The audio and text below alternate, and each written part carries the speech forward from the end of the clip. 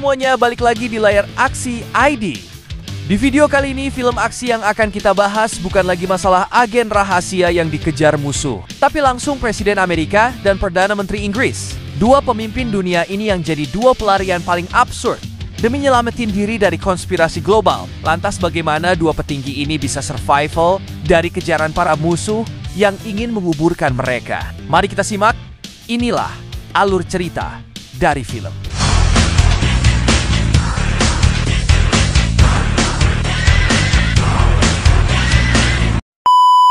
Cerita dimulai di tengah kekacauan yang tidak biasa. Pesta tomat di Festival La Tomatina, Spanyol, di tengah lautan warna merah dan tawa riuh peserta. Seorang agen rahasia MI6 berpangkat tinggi bernama Noel sedang menjalankan misi penyamaran bersama timnya. Mereka mencari Viktor Gredov, seorang pedagang senjata asal Rusia yang sangat berbahaya.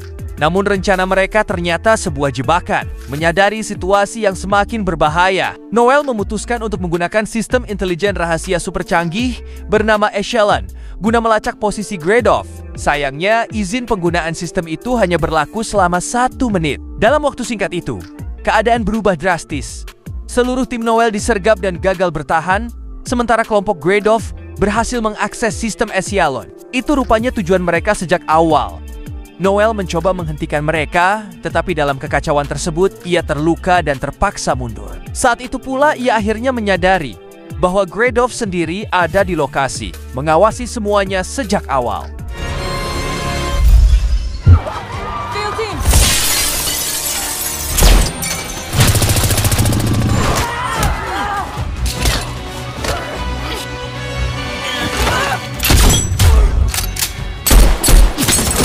Sementara itu, di London, Inggris, perhatian dunia tertuju pada Sam, Perdana Menteri Inggris, yang tengah bersiap menghadiri pertemuan penting dengan Presiden Amerika Serikat bernama Will de Ringe. Will baru 6 bulan menjabat dan dikenal lebih mengutamakan citra publiknya. Sebelum menjadi presiden, ia adalah seorang aktor terkenal yang membintangi beberapa film laris. Dan popularitasnya kini menjadi senjata politiknya. Sam sendiri merasa frustrasi karena harus berurusan dengan pemimpin yang menurutnya terlalu berorientasi pada pencitraan. Di sisi lain, Will juga masih menyimpan kekesalan kecil. Selama kampanye dulu, Sam terlihat mendukung lawannya hanya karena perbedaan budaya. Bahkan soal makanan khas fish and chips sempat menjadi simbol ketegangan diplomatik kecil di antara mereka. Meski begitu, keduanya tetap harus bekerja sama. Dalam konferensi pers di markas NATO, Will berharap mereka menghindari pembahasan mengenai operasi rahasia di Spanyol yang berakhir gagal. Ia ingin fokus pada berita-berita positif. Namun Sam punya pandangan berbeda. Saat jurnalis menanyakan operasi tersebut, Sam tidak menutupi apapun, dan suasana konferensi menjadi tegang. Merasa terpojok, Will tanpa sengaja menjawab dengan kalimat yang diambil dari salah satu film lamanya, dan ucapannya justru menjadi bahan ejekan publik. Untuk meredam dampaknya, para penasihat mereka mengusulkan agar kedua pemimpin itu melakukan perjalanan bersama dalam pesawat kepresidenan. Where is he now? We should warn Clark's team about you. Punch it. As of today. Tindakan simbolis itu diharapkan dapat menunjukkan kerjasama dan memulihkan kepercayaan publik. Keduanya setuju. Penerbangan pun dimulai dengan tenang sampai salah satu anggota jaringan Gredov berhasil menyusup ke dalam sistem penerbangan dan mengungkap lokasi Air Force One. Tak lama kemudian, sekelompok penyusup udara mencegat pesawat tersebut. Situasi berubah mencekam ketika pesawat mulai ditembaki dan sistemnya lumpuh. Great. You did it, Agatha Christie. And the anti-community organizing.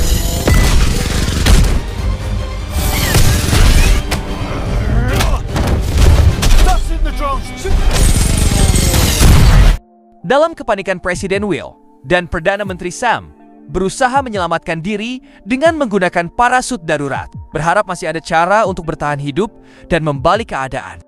Air Force One berusaha mempertahankan diri dengan seluruh sistem pertahanannya. Namun akhirnya, salah satu mesinnya mengalami kerusakan parah setelah terkena serangan, dengan hanya beberapa parasut yang tersisa. Presiden Will dan Perdana Menteri Sam menjadi satu-satunya yang berhasil menyelamatkan diri.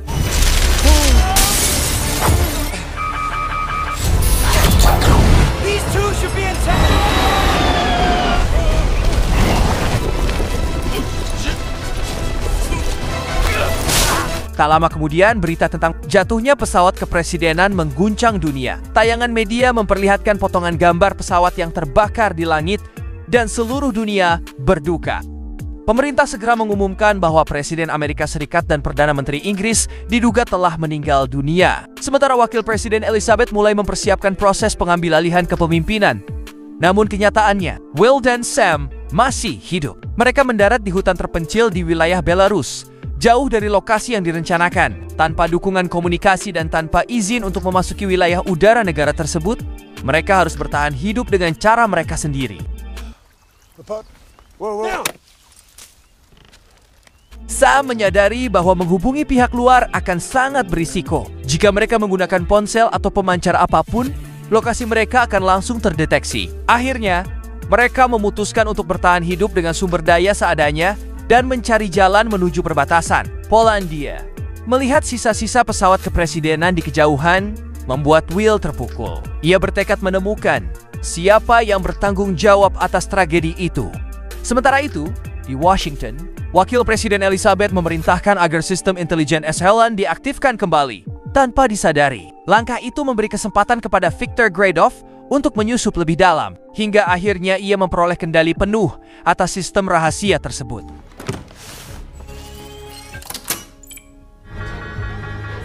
What's happening? Beberapa jam kemudian, Will dan Sam mencoba mencari kendaraan untuk melanjutkan perjalanan. Upaya mereka berakhir buruk saat sekelompok warga lokal menemukan mereka dan salah paham, mengira mereka penjahat yang melarikan diri. Pertikaian pun tak terhindarkan. Sam, dengan latar belakang militernya, mampu bertahan dengan baik, sementara Will berusaha semampunya, sedikit terbantu oleh refleks yang ia pelajari selama berakting dalam film-film aksinya dulu.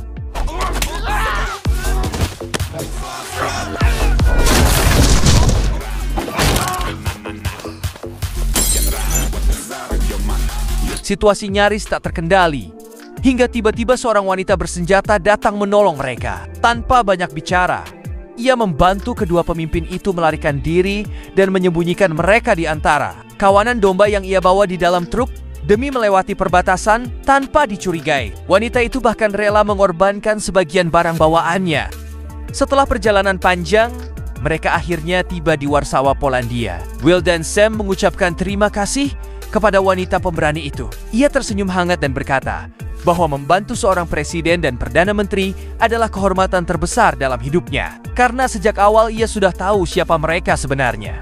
Keduanya akhirnya sampai di tempat kantor perlindungan Warsawa. Namun di sisi lain, Gradov yang telah meretas sistem Echelon kini mengetahui keberadaan mereka. Ia segera memerintahkan anak buahnya untuk menutup semua kemungkinan pelarian.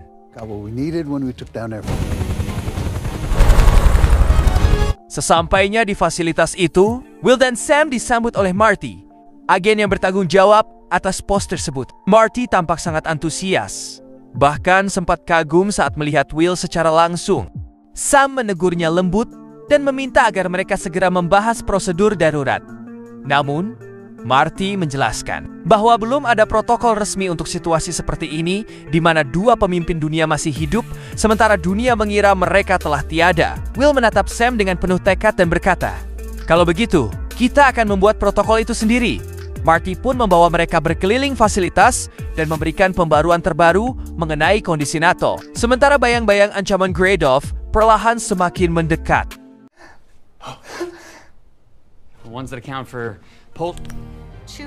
Sebuah penyusupan ke dalam sistem data rahasia mengungkap aktivitas tersembunyi selama bertahun-tahun, membuat kepercayaan antar negara mulai goyah.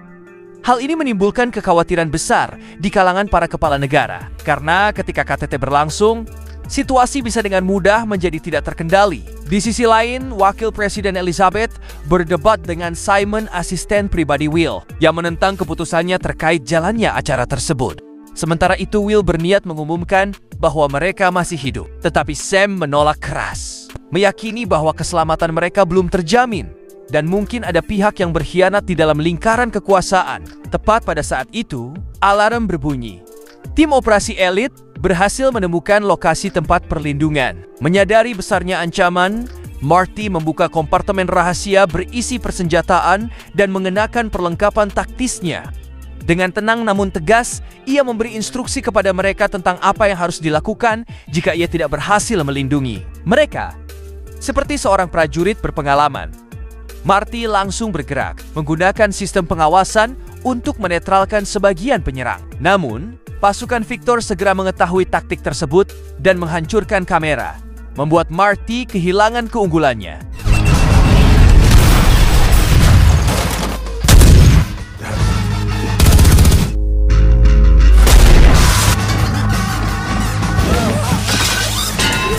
Situasi semakin genting, dan para kepala negara bersiap untuk meninggalkan tempat perlindungan. Dalam baku tembak yang sengit, mereka berhasil mencapai lift rahasia dan melarikan diri beberapa detik sebelum lokasi itu dikuasai musuh. Namun, di pintu keluar, mereka sudah ditunggu oleh kelompok lain, memaksa mereka untuk menyerah. Tiba-tiba sebuah mobil patroli melaju cepat dan menyingkirkan para penyerang yang tersisa.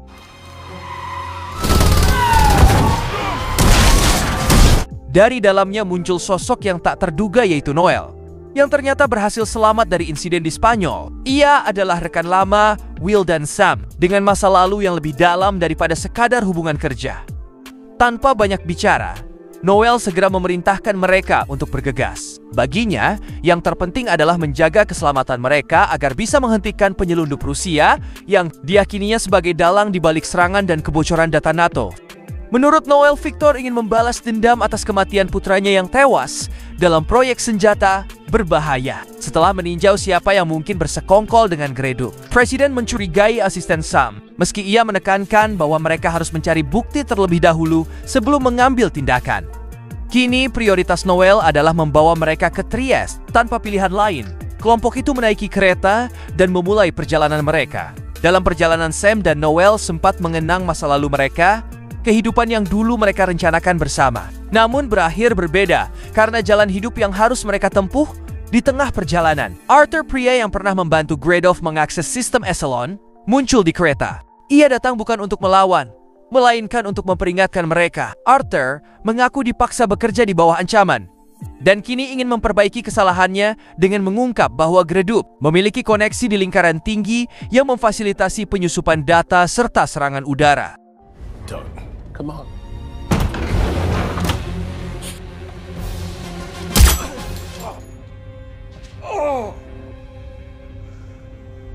Sebelum meninggal, Arthur sempat memberikan kunci akses menuju komputernya yang disembunyikan di Kroasia. Di sanalah mereka bisa menemukan catatan komunikasi Gredov dengan pihak pemerintahan. Berbekal informasi itu, kelompok mereka memutuskan melompat dari kereta yang masih melaju, yakin bahwa di stasiun berikutnya musuh sudah menunggu.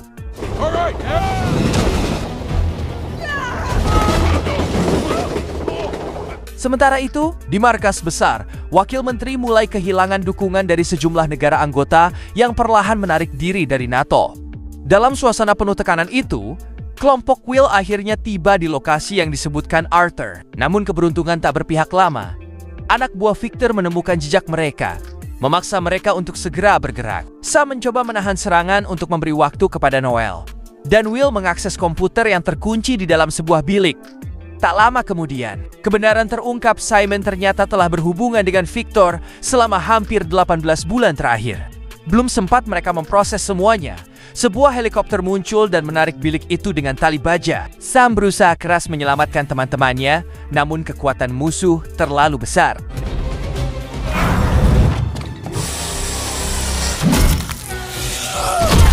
Dari udara, Gredov menembakkan peluru kendali ke arah gedung tempat mereka berada, menimbulkan ledakan besar yang mengguncang seluruh area.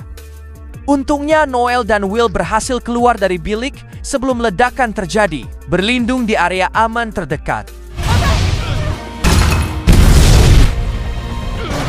Meskipun kehilangan besar baru saja mereka alami, keduanya tahu misi belum selesai. Saat fajar menyingsing, Will menghubungi Elizabeth dan meminta kendaraan untuk menjemput mereka, sekaligus memberitahu bahwa Simon adalah orang dalam yang bekerja sama dengan Victor. Namun ketika kendaraan itu tiba, mereka segera menyadari sesuatu yang jauh lebih serius. Elizabethlah dalang di balik semuanya. Ketegangan meningkat di dalam kendaraan, dan perkelahian pun tak terhindarkan. Saat situasi tampak mustahil, Sam muncul dengan truk pemadam kebakaran, berhasil menyelamatkan mereka dari kepungan.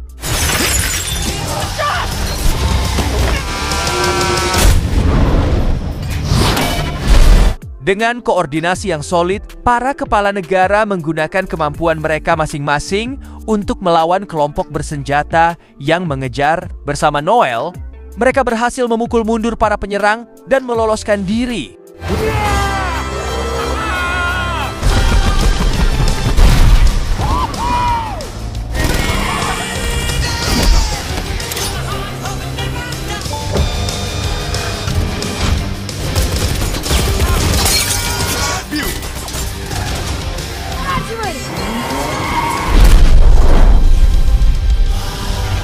Will dan Sam kemudian menyusup ke ruang pertemuan puncak untuk menghentikan krisis yang sedang berlangsung. Ketika perdebatan memuncak, Gredoff muncul dan menembak ke arah Elizabeth. Seketika ruangan berubah menjadi medan tembak yang kacau.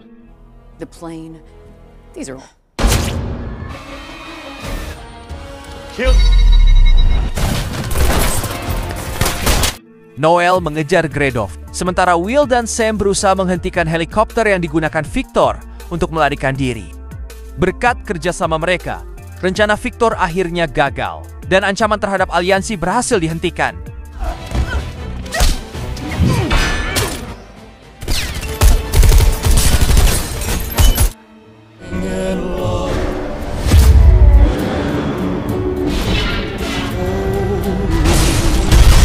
Dua bulan kemudian, Will mengunjungi Sam di London. Keduanya tetap menjalin hubungan baik setelah melewati masa sulit itu dan menyelamatkan stabilitas dunia. Noel, yang kini kembali menjalankan misi lapangan, masih menjalin komunikasi dengan Sam, memastikan jaringan yang mereka bangun tetap kuat. Have been crucial in these efforts. Actually, don't get shot.